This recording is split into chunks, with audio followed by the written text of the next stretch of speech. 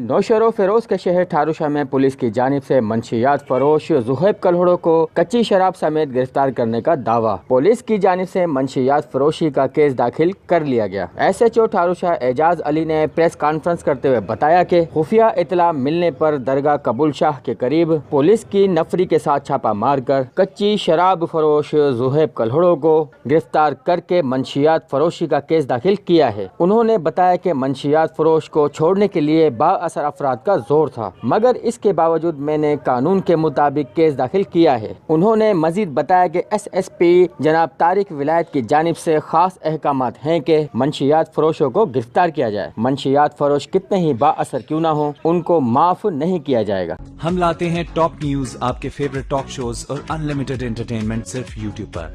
अगर आपने अभी तक हमारा चैनल सब्सक्राइब नहीं किया तो अभी सब्सक्राइब करें और बेल आइकॉन को क्लिक करके हमारी लेटेस्ट वीडियोस के बारे में अपडेट जानें।